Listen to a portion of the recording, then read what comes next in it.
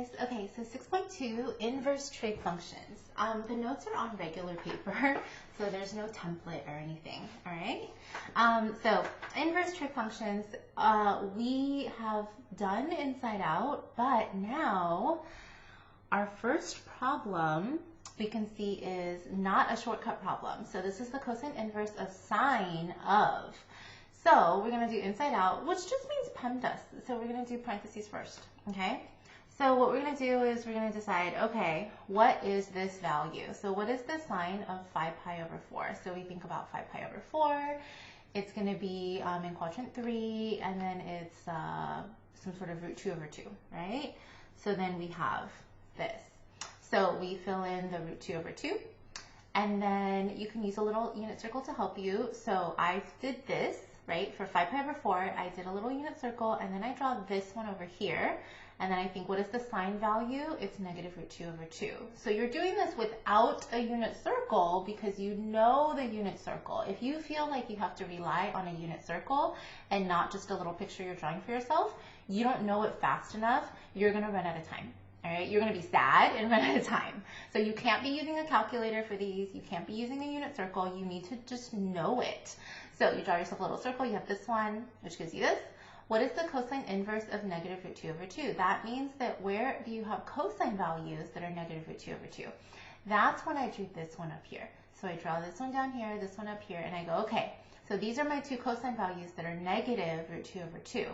Okay, but then my range for cosine inverse is 0 to pi. Which one of these is from 0 to pi? Oh, it's that one. So I drew that one. I go, okay, that's my final answer. That is 3 pi over 4. So that's why the answer to this is 3 pi over 4. So you do the inside and use a little picture to help you. So I'm going to do something similar. So here's B. So let's go the other way around. It doesn't really matter which way, but let's do the other way around. So cosine of 2 pi over 3. So 2 pi over 3 is going to be in quadrant 2, and then it's some sort of pi over 3. So it's in quadrant 2, but it's like this. So what is the cosine? It's going to be negative a half. So you can draw yourself a little unit circle, and it's right there, and then the cosine is negative a half.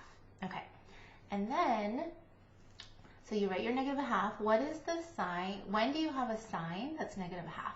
So this one, I'm going to draw more on my unit circle. So here's half my unit circle, right? I drew the whole thing, but I drew it over here to get this value. And then now I'm thinking, where do I have a sine value of negative root 2 over, or negative 1/2? So again, on my unit circle, using my hand, I go, okay, this is going to be sine value of 1/2. Where do I have a negative? It's going to be in quadrants 3 and 4, and it's going to look something like that.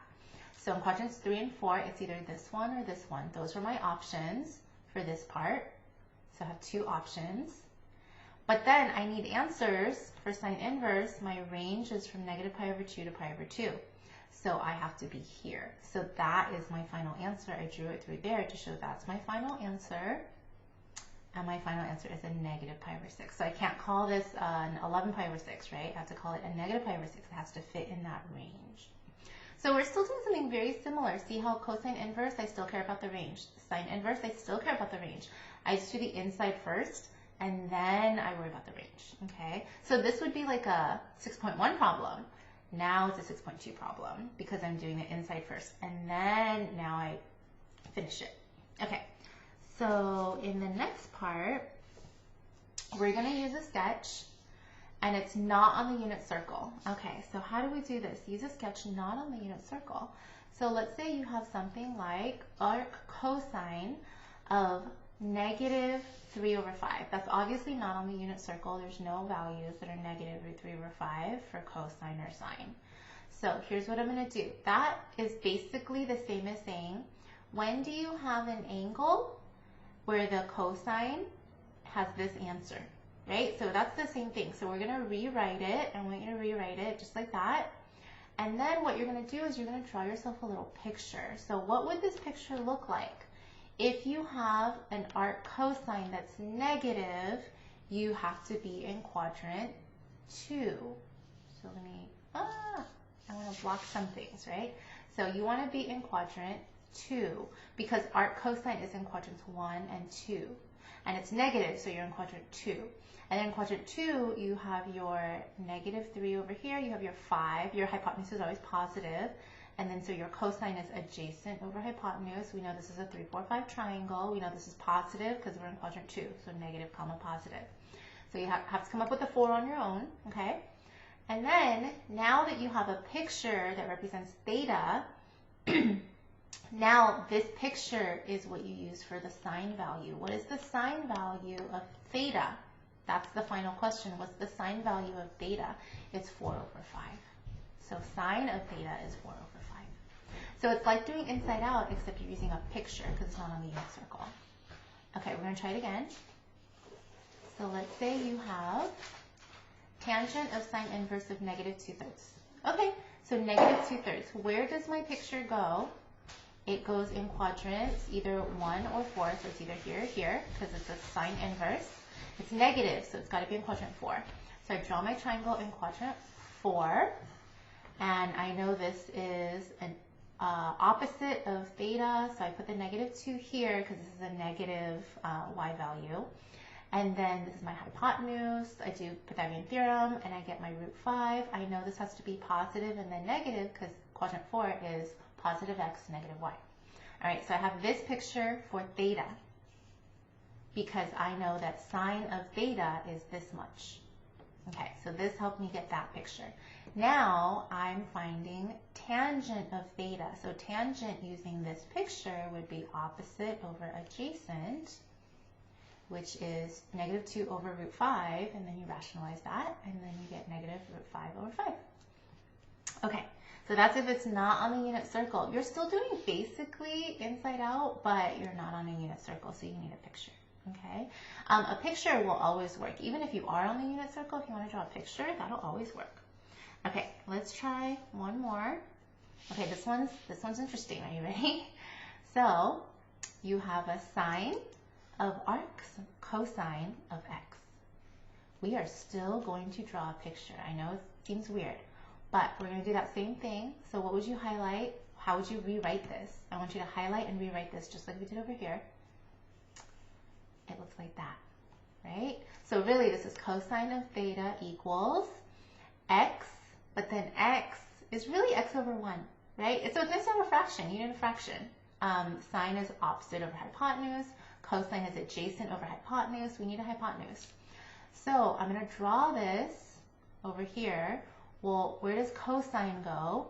Cosine goes in quadrants 1 or 2. This is, to me, this is positive, right? This is a positive x so far. So I'm going to draw in quadrant 1. Okay, let's think about this value right here. So let's do this first. So I have an adjacent over hypotenuse. How can you find this? How come I did that? Because this is a squared plus b squared equals c squared. How do you get this? It's the square root of 1 minus x squared, right? So if this was like a 3 and a 4 and a 5, how would you get the 4? You would do 25 minus whatever and then take the square root. So same idea, okay? So you draw the picture to represent theta. Now this is theta. What is the sine of theta? Well, it's opposite over hypotenuse. So what's that? Done. Okay, there is another side. So on page 2, this might still be your page 1, which is fine. Okay, let's do one more of those, but a little trickier. You're going to try this on your own. Come on, you can do it. You can do it. So you're going to rewrite that, and then you're going to draw a picture, and then you're going to check. So do it for real. Did you get... Oh no, I want to show you all the answers. Did you get this as your picture? Hopefully. So in quadrant 1, opposite over adjacent, and then the square root of 1 minus 9x squared, right? Because you square the 3 and the x, so 9x squared. Okay, and then this is your picture. What's the cotangent? Cotangent is adjacent over hypotenuse. So it's the flipped of opposite over, adjacent over opposite, right? So instead of TOA, which is opposite over adjacent, this is the other way around. So final answer, cotangent. Okay, so there's some of those. And then the other section. Okay, so this is the other thing. So we're going to start talking about reciprocals. So this talks about cotangent, but cotangents are a little bit easy. So we're going to start talking about secants and cosecants. Okay? So the reciprocals, so this is true. This is kind of weird, but this is true.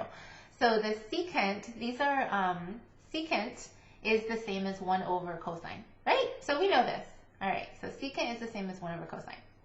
So a secant inverse, like the answer to secant, should be the same as the answer to cosine, but flipped. Because that's what a secant is. It's the cosine, but like flipped. So you just take the whole thing and you do 1 over. This is the answer, but flipped. So make sure that makes sense to you, okay?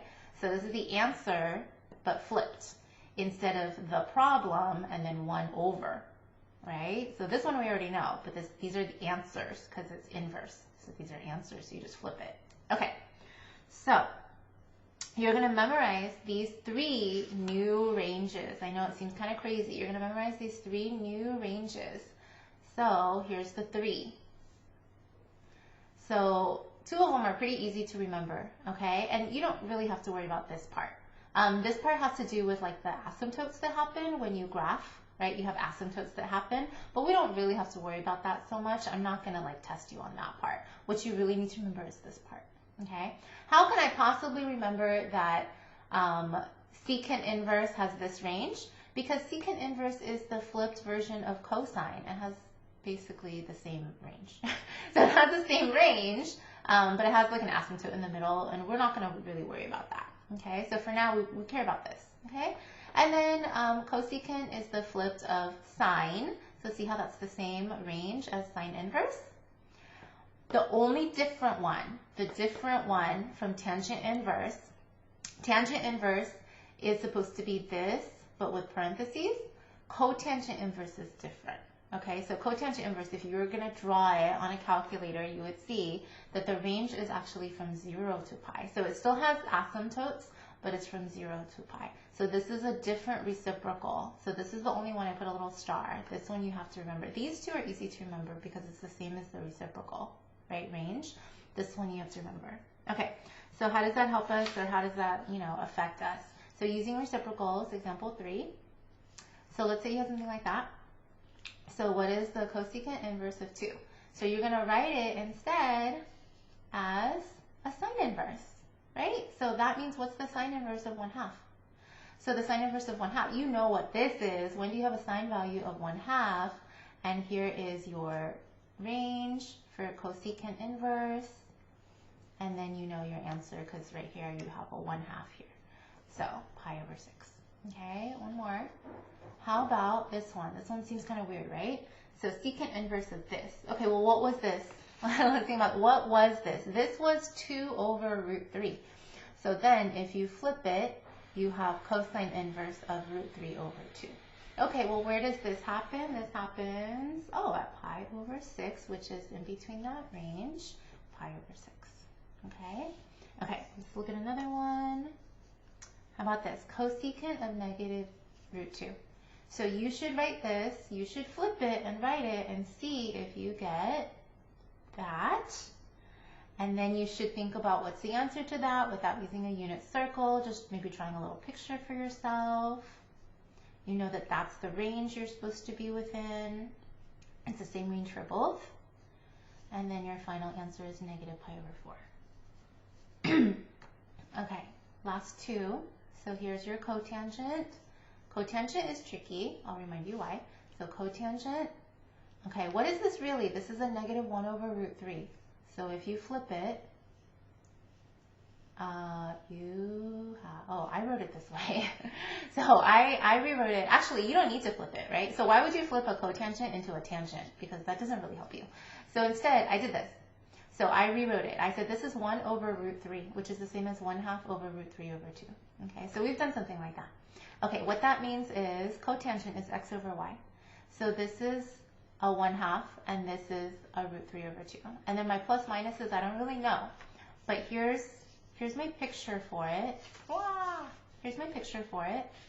So it's either going to be, because it's negative, so it's either going to be here or here. And then where do I have a 1/2 comma root 3 over 2? It's going to be either 2 pi over 3 or negative pi over 3. But then I think about what is my range for cotangent inverse? It's between 0 and pi. So I have to choose this one up here. So that's why it's 2 pi over 3. Okay? So cotangent, I wouldn't switch to tangent because what's the point, right? You already have x over y. So, okay. Last one, on a calculator. So on a calculator, what do you do to plug that in? So if you want to plug that in, well, I think I wrote, yeah. So this already has that range. So plug that into a calculator. How would you plug that in? There's no symbol for this. You can't plug that into a calculator. So instead, you're using cosine, right? So cosine inverse, you plug it into cosine inverse, and then you get some sort of radians or degrees, but normally we go with radians. All right. Okay, last one. Cotangent. You be careful. Cotangent, when you put it into the calculator, it has to be tangent inverse. Tangent inverse doesn't have this same range. Okay, so let's plug it into tangent inverse. What would we plug into tangent inverse? We would plug this in because you flip it and you plug this in. So tangent inverse, you plug it in. Do it in your calculator. Do it now. And then when you do it, you're going to see a negative answer. Does that negative answer make sense with that range? Like, does this go into that range? Yeah, 1.2 is between 0 and 3 point something. But this answer right here, does that go within that? No, it doesn't. That's negative. You know why? Because a calculator gives you answers for tangent inverse that are between negative pi over 2 and pi over 2. So it gave you this as the answer. But I don't want that. I want that. How do I change it? What do I do to get it in here? So how do I get it into the right range for tangent and cotangent? What can you do? You can add pi. So you add pi, not 3.14. You add actually, wherever pi is on your calculator, you add pi and then you get 2.9. And that is within 0 and pi. So the tricky one on the calculator is going to be cotangent because it doesn't automatically give you a correct answer. Okay? So there's your notes. I'm going to try it out tomorrow. Good luck.